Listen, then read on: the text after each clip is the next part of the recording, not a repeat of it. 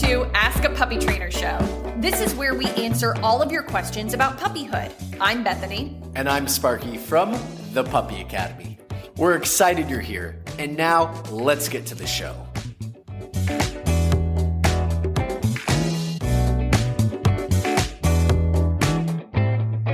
Alrighty, everyone. Welcome to Ask a Puppy Trainer Show, episode 178.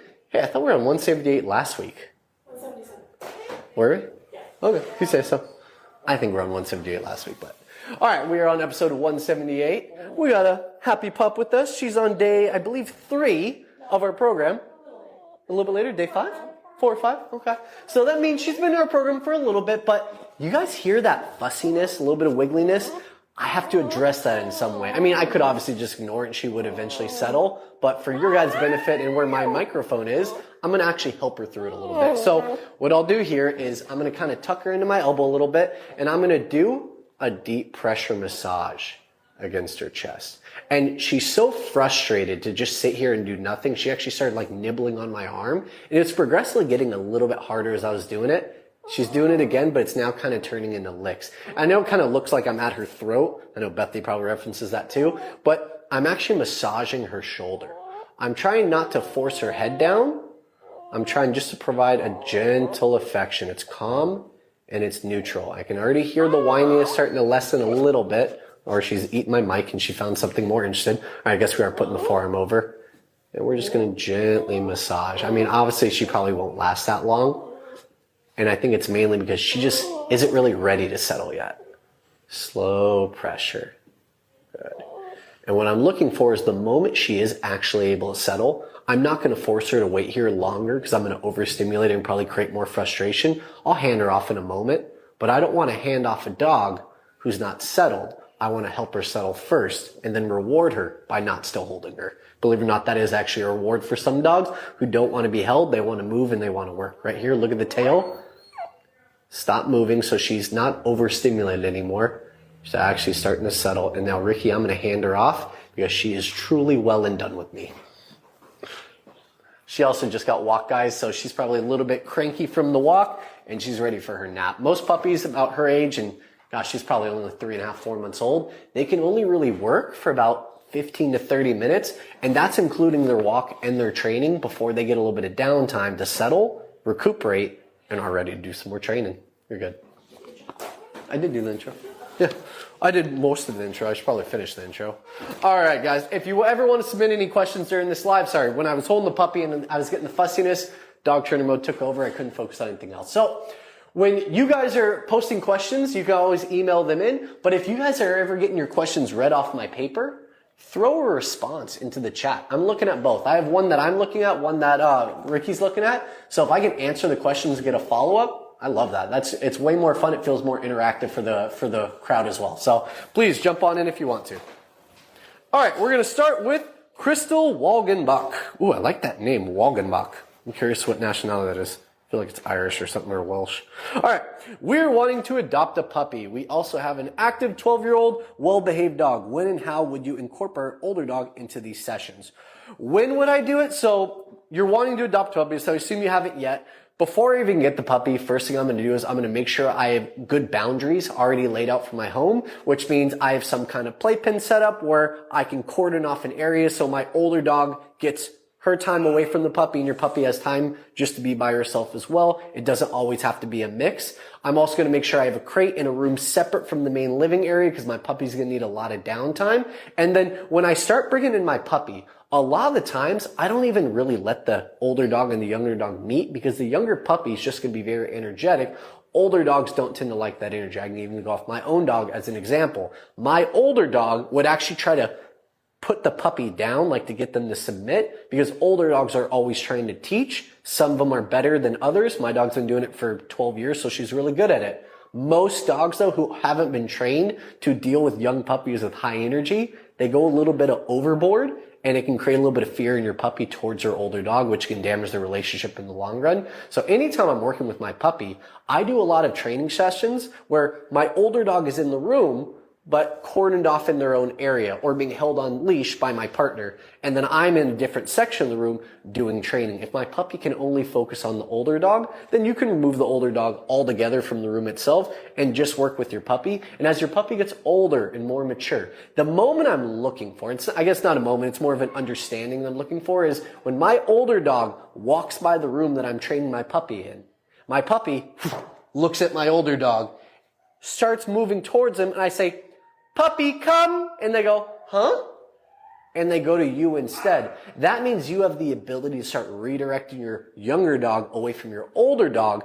And now you're getting to a point to where you could do more simultaneous training. You could have your older dog doing place in a portion of the room, calm and relaxed on leash, being held by your partner. And then you could be working your puppy in a different part of the room. So that's kind of how I do acclimation in the beginning. I don't do nose to nose. I don't do a lot of play unless the energy styles are similar.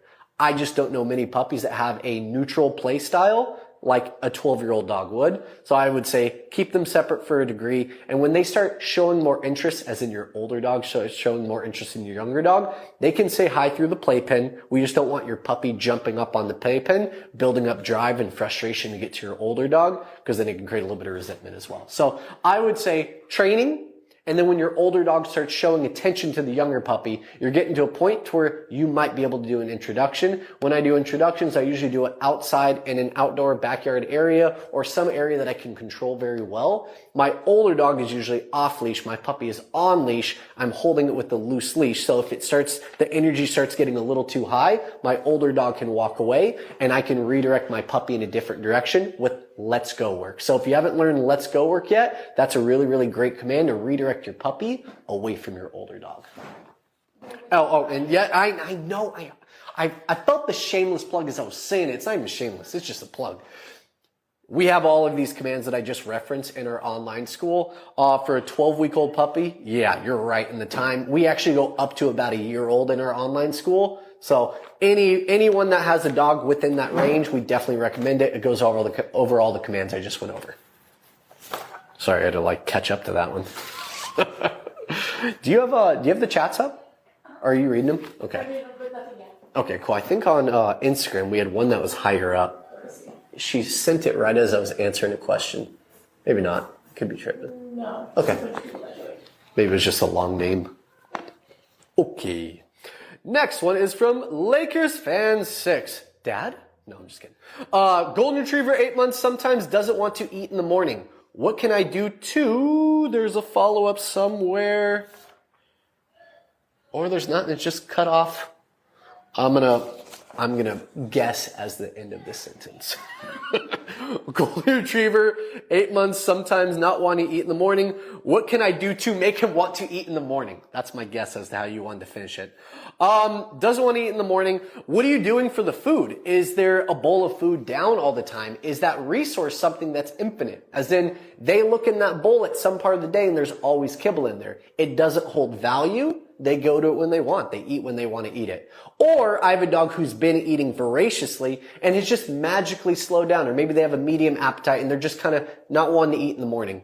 Train, guys. That's your meal to train with. If I had my way, every meal that you feed that 8-month-old dog, which should only be 2 a day now because 8 months, you get rid of that middle meal. You don't need it anymore. If you're still feeding it, that might be why they're not eating. And I'm going to take that breakfast and I'm going to do training with it. I'm going to do 50 repetitions of come. Dog's name, come, walk back 2 to 5 steps, good treat. I can do 50 repetitions in 5 minutes, no problem. Nighttime rolls around, I can do place pattern, place duration, place in general. I could do let's go work in my living room. You can train for all these meals. You got to up the value of these meals a little bit. If the dog always has the resource isn't valuable to them. When you train with it, and listen, don't judge me yet. Let me finish. You can withhold that meal if they don't want to train for it. However, I know, Ricky, just bear with me for a second. You have to offer it. You have to try to give it to them. But you do it through training.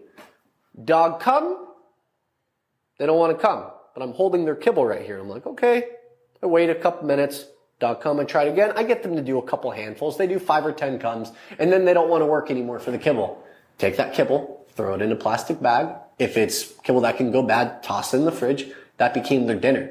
Dinner time rolls around, they're probably going to do at least 15 to 20 like recall commands or place durations or place patterns, and then you can reward them with all that food. You're not giving one piece at a time, you're giving a handful of 4 or 5 pieces, but you're going to get to a point after a couple days, usually it's like a day and a half, maybe 2. My dog usually goes about 4 because she's stubborn and mean, but most dogs only go about 2. They're going to start eating the food. They get hungry and they realize they have to work for the meal to get it, and that actually builds up their food drive and their work drive. So you're not withholding, you're offering it, but it's all earned food. And when they earn it, they get it. If they don't, we save for the next meal. They're obviously not hungry. We can build up the appetite. But I think with an 8-month-old dog, most people are still given a middle meal. If you are given a middle meal, eliminate that, and that's probably it. You don't have to eliminate it and split it between the 2 meals.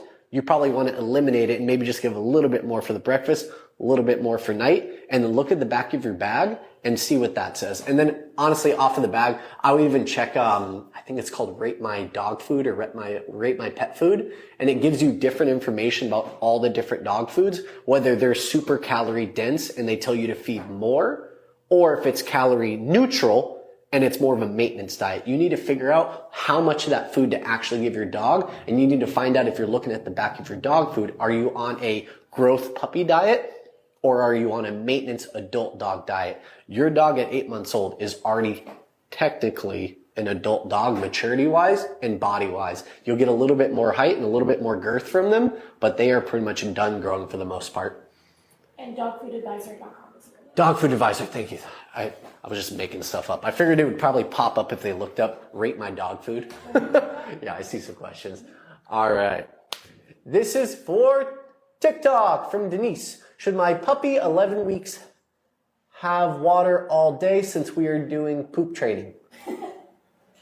Oh, I see what you're saying. Okay. No, they absolutely should not. I actually recommend that you go to our blog or our link in bio. Thank you. We have a masterclass on potty training, structure training, and just potty training in general. I would check that out. We want to get them on a schedule. We want them to be in a confined area for 11 weeks old, maybe an hour. Maybe an hour and a half you can get. I don't really know if they can crate for that long yet though. You'd have to test it out. Right when they come out of the crate, this is my spiel, I love this. Right when they come out of the crate, we're going to take them outside for potty on leash. The leash is how you control the energy and keep them around you. You give them 2 to 3 minutes to go potty, standing like a tree in the yard. Then go left, right, forward, back, front flip, back flip. Doesn't matter. You're not moving. And after a few minutes, they might sit there and not go.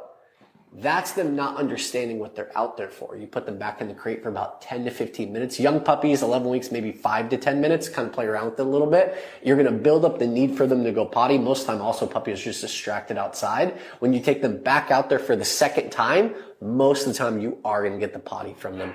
And then you bring them in for free time. Free time's 30 minutes to an hour, whatever time you're doing. At the end of free time, I promise you I'm getting to something here. At the end of free time, that's when you give your water bowl. If you're curious how much water to give, unless you have like a rare breed like Dalmatian, there's a couple different ones. I'd probably look up the breed you have, but you can give a half cup of water for every 30 pounds of body weight every 2 to 3 hours. Let me say that again. Half cup of water for every 30 pounds of body weight every 2 to 3 hours. That is a general statistic. That's a general number that applies to probably like 95% of dogs, but you do have Dalmatians and other breeds that do need more access to water because they have bad kidneys or bad livers, or their breed just needs more additional water. So check out your breed. I don't want to give bad information on that one. So for now, go with that. If you have a certain breed, check out your breed though too. But yeah, I would not leave water down all the time unless your vet says to. But I also wouldn't listen to your breeder if they told you to. Breeders are, they're not dog trainers, they're not vets, they're kind of right in the middle. A lot of what they do is guessing work and research. Yeah, I'm gonna leave that one there before I go too deep into that. All right. This is from NIPA, or NIPA. I'm guessing it probably stands for something. My puppy seems bored in playpen. What to do? Nothing! I love that! Boredom! Yes! We need more boredom! That was fun. We need more boredom, guys. It's okay for a puppy to be bored as long as you've handled their other needs. So let's talk about a free time window since it's kind of already just going along with this, with the cycle of a crate schedule. So a structure schedule, they're in the crate, they come out, they do their potty. If they don't, they go back in, they come out, they do their potty. They get free time when they successfully go potty. Free time is broken up into 3 parts. There's a reason for this, guys. Part 1, walk and or play. Remember, you could do both or you could do one or the other and just spend more time doing them. What does walk and play do for a dog? It lowers their physical energy, but it doesn't do much for the brain, especially not in the beginning of training because a lot of dogs are just pulling a lot and sniffing. So the second part of a free time window is training. Everything that you guys are working on. Come, play, sit, down, heel, leave it, whatever you're doing. That's the mental side of it. The third part is called supervised separation. That's your playpen. That's your place where you're putting a back tie and you've already introduced the place command. Or it's your playpen with the dog bed and maybe 1 or 2 toys or like a bone in there or something. When they're in it, they're supposed to be a little bit bored. They're supposed to self-play, self-entertain. During supervised separation, we don't look, talk, or touch them. It is their time. And it's not that long. It's for a young puppy. Did I get an age on that one? I don't have an age, but I'm assuming young. Like I'm going to go with our other puppy, 11 weeks old. They're probably only doing about 10 to 15 minutes in that playpen, neutral and calm. And after a while, they might go to sleep. They might start self-playing with one of the toys, or they might start barking at you.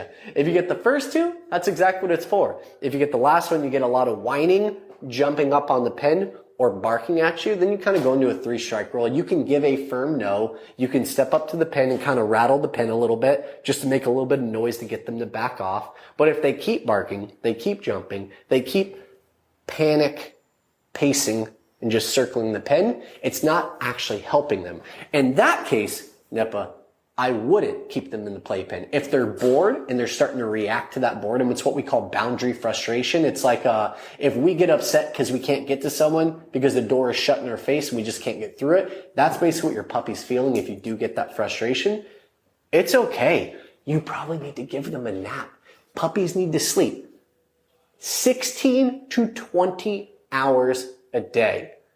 Anyone out there with children, I feel like all I have around me is babies right now because I know how much every baby around me is sleeping because people tell me all the time. They sleep all the time. They need it. They need to mentally recuperate, rest, and then when they wake up again, they're so much more calm. Not because they nap, because they mentally recuperated through that nap. So that's what downtime gives to a puppy. And if you're getting a lot of whiny, fussiness, nipping, jumping, biting, pulling, crazy energy, it's their way of telling you they need a nap, but they just don't know how to tell you guys. So that would be my instinct if I get a lot of that stuff. Kind of got off topic a little bit, but if I didn't, I wouldn't be Sparky. So, all right. Miss J. Kelly, my 4-month-old Cockapoo Spaniel mix, cross prioritizes play so she pulls towards every dog we see on walks. I got it. My dyslexia and my ADHD took that into about 4,000 different ways, so I'm going to read this twice more. My 4-month-old Cockapoo Spaniel cross-prioritizes play, so she pulls towards every dog we see on walk. Cross-prioritizes play. I'll be honest, I have no idea what you're talking about, just because there is no play on walks. Walk is a walk, it's training. Play is play, it's different. So, Ricky, can you make sense of this one? Do you get that? Why don't you read that one and make sense of that to me so I can answer it to the best of my ability? Top right. I think she just prefers to play with dogs, and so when she sees them, it's instant play. Okay, I'm with you now. I'm with you. Sorry. That is more my fault and my dyslexia. That's not you writing a bad question or anything. I just couldn't understand it very well, and that's more me. All right, so your puppy cross-prioritizes play versus walking. So when I take a dog out for walking, I always want to think about it this way.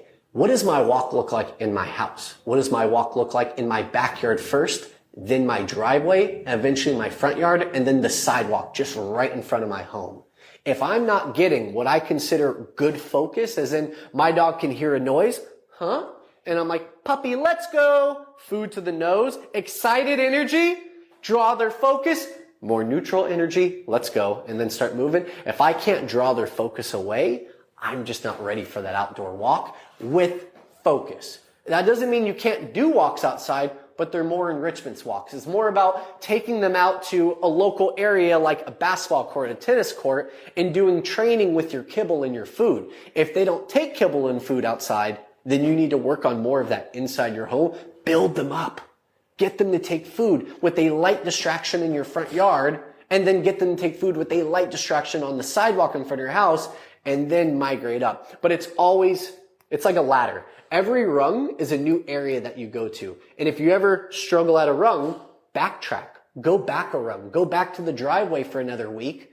Then try the front yard, and you'll be amazed at the progress you make. You just have to be able to backtrack, build up more of your baseline, and then go out there and try that baseline. So if I was going to a park and my dog couldn't walk, I'm going so far below distraction level, like here's the people playing at the park. This is a quarter mile away on the other side of Wilderness Park, which is massive, and my dog can barely even hear that sound and not see them at all, and that's already hard enough. Backtrack, guys. Find what's easy, build up the skills, and then move forward. Try that for a week or two, check back in. I'm curious to see what kind of progress you make. I see we have some questions up there. Oh yeah, that's a good one. All right, this is from Gianna. My 8-month Goldendoodle is starting to play chase when he has something he's not supposed to have. How do I put a stop to this? Pop a leash on him. And then practice your recall every single morning, 30 to 50 repetitions. We call it our relationship building exercise. It's name, come, walk back 2 steps on leash with kibble. Every single morning, 30 to 50 repetitions. And that dog doesn't not wear a leash in the house until you can call him on command. All right, Danielle Cardona. I have a 1-year-old that doesn't chew things since she was a pup, but the other day chewed Christmas decorations while I was in the shower. How can I stop this? Ouch! 1-year-old too. So that one sucks because you got to backtrack a lot for that one. So you probably never had to put a leash on your dog and have them drag it around. You probably could leave them out of the crate when you were going to the bathroom. You no longer can trust them, and very likely you're at one of the final stages of adolescence. You have 3 main stages of adolescence: 4 to 6 months, 8 to 10 months, 12 to 16 months. You just hit 12 months, so you might really just be getting into it. I would try a couple easy things. I might put my dog in the crate for the 25 minutes it takes me to shower. I could try I wouldn't do a back tie because there's a safety factor. They can get tangled, hurt themselves, choke themselves, so I don't like that. When it comes down to it, if that dog's not in the bathroom with you on a place doing a down, they probably got to be in the crate because you can't trust them. Once they've gotten it one single time, that Christmas tree is basically a large chew toy. Everything on there is bright and shiny and it reflects light. They're going to be interested by every aspect of it. You could try putting a playpen around it, but your dog's just probably going to go over the playpen and try to reach out for something. That's more for having him out of the crate when you're not in the shower and you're with him. You could try the playpen idea and just give a bigger threshold between the tree and the playpen so it's harder for him to reach his head over. What else? He could be on a leash the entire time that he's out of the crate in that room with you guys. You could block off the whole room altogether when you guys go in the shower.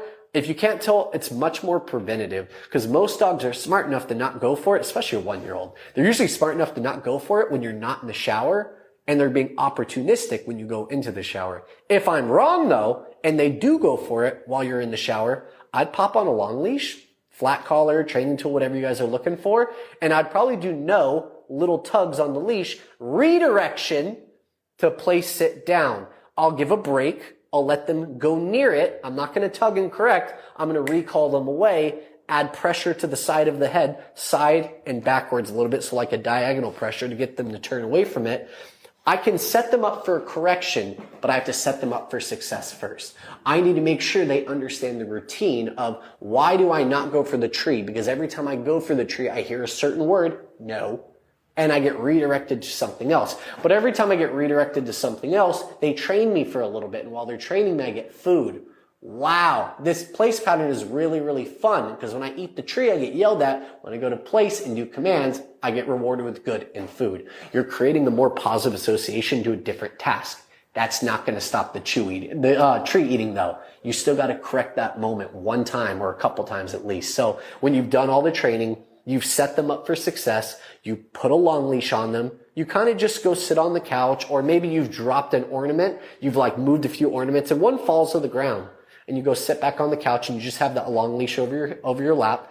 Dog goes for it. You give a little no tug, which is on flat collar, whatever you guys use. It could even be harness. It's just more of like an interrupter. And they look over, come, place. Maybe the place cot's by your feet. They come over, place, sit down. Good food, because remember, they didn't do the bad thing yet. I don't reward them if they already got the ornament and I have to take it away from them. I'm still technically rewarding the bad thing. But if they never get the ornament, they never make the mistake, I've redirect them before they make it, I can reward with food and create a positive association to the place, to existing, and not to going for the tree. All right, I went into tangent mode a little bit on that one. All right. Lauren Cold Snow. I work from home and have 2 older dogs. I am crate training my 5-month-old Beagle pup while I'm working, but my older dogs are out doing their things. Is this okay? Yeah, absolutely. Older dogs get a lot more freedom than a young puppy's going to get.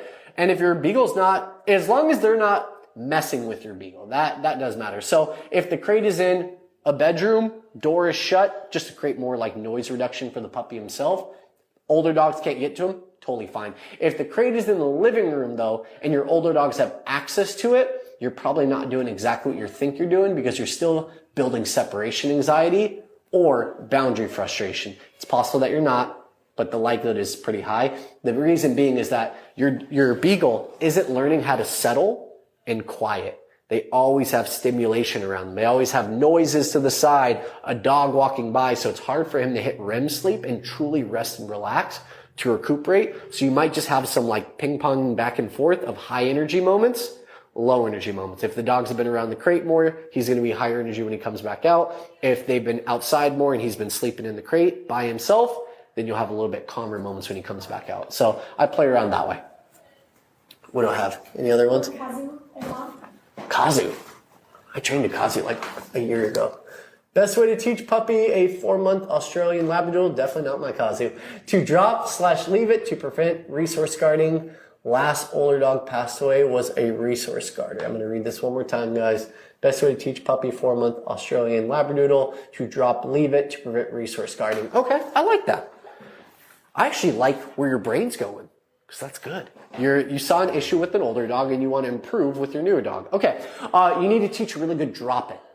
Personally, if I have a lot of drive towards like marrow bones or bully sticks or anything actually made from animal product, like a bone, a joint, a knuckle bone, any of that stuff, I wouldn't give any of it. Especially if you're trying to prevent reactivity. A lot of dogs develop it because it's a primal source of food that they want really badly. I do like Venom bones, Nyla bones, some chew toys, and I'm teaching that solid drop, which means that I don't ever in the beginning just give a toy to my dog. There are no free toys out right now because I'm really interested in creating a solid drop. So the toys hold a lot of value. You know why they hold value? Because we're the ones holding them.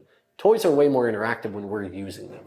So I have my toy. I tell my dog, break. Break is our release word. It's like other trainers like the word okay. We use break. I say break and I give the toy and I move it around a little bit. I'm creating interest. Because remember, what is this toy? It's a dead animal or it's a squirrel that they're trying to kill. Your dog is a predator. It's what they do. They're primal creatures. So we need to make the toy more interesting.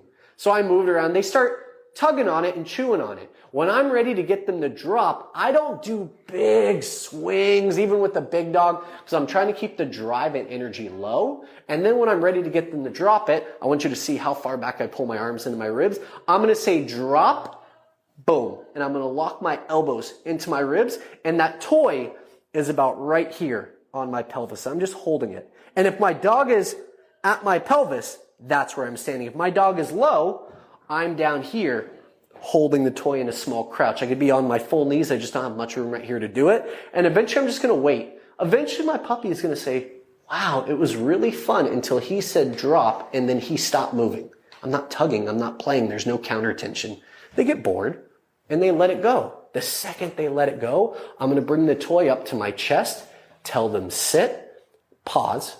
Most of the time they will sit for you. You can even use the toy to get if you need to. Once they sit, good. Pause.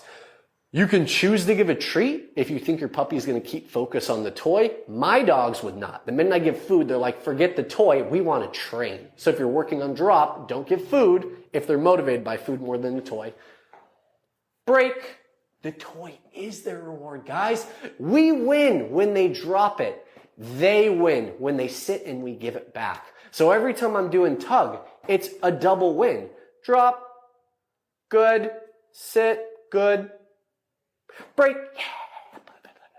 So then it's fun again. Make it a mutual understanding. If it's fun for both of you guys, it's a fun game for you both to play. And fetch is a little bit different. If you do fetch, I always recommend do it on a long lead, but I would only do fetch if I have a solid come a solid sit, maybe even a down as well if I have a high energy dog, and they can lay on the ground in a down for about 5 seconds while I hold the toy without popping up. That's probably, okay, no, that's more advanced. No, stop. Bethany would absolutely say that's too advanced.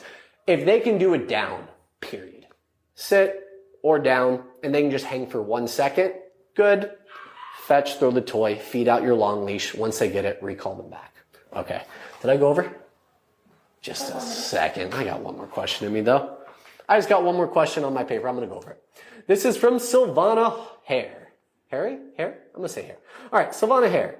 This is a silly question. There are no silly questions. How many ounces of water are we supposed to feed our puppy? He's 8 weeks old. He needs twice a day, so how much should we be giving him both of those times? He eats. Okay. How many ounces of water are we supposed to feed her? He eats. Okay. So you're going to give, I don't know what an ounce is. You're going to have to probably pour it into a measuring cup and see what the other side of it equates to. But it's a half cup of water for every 30 pounds of body weight every 2 to 3 hours. Half cup of water per 30 pounds of body weight every 2 to 3 hours. So feeding them twice a day, that won't play too much into the water. You just want to make sure, and if you're following our schedule or structure schedule, if you notice, it kind of links up pretty well to it. Most of the time, 8 weeks is a little bit young. You might only be doing about an hour of crate time, but in the crate for a portion of time, out of the crate for a portion of time, at the end of that portion of time out of the crate, that's when we're giving the water, measured amount, putting them back in the crate, and they're actually holding that water in them in the crate, which is teaching them bladder control and helping the sphincters to grow in strength to hold the urine inside of them. That is actually with teaching potty training, not just taking them out. We have to teach them how to hold it and how long they're able to. That's how we make that time grow every month that we have our puppies. Okay, I'll end it there, Rick, I promise. Okay, guys, thank you for joining. We'll see you next week, 1 p.m. Pacific time. You gotta end this one first. No, you always end this one first. You gotta end Instagram first. They get the awkward smile. They get the awkward thumbs. Thanks for tuning into Ask a Puppy Trainer Show. We hope you found some advice that you can use to help make puppyhood a little easier. Don't forget to join us live every Wednesday at 1 p.m. Pacific time on Instagram or TikTok at The Puppy Academy. This is where you can get a chance to ask your burning questions in real time. And if you want even more puppy guidance, visit our website at thepuppyacademy.com for info on joining our online puppy school. If you enjoyed today's episode, please consider subscribing to our podcast and leaving us a review. These reviews let more people find us and supports us on our mission to help as many puppy parents as possible around the globe. Thanks for listening, and we'll see you in the next episode.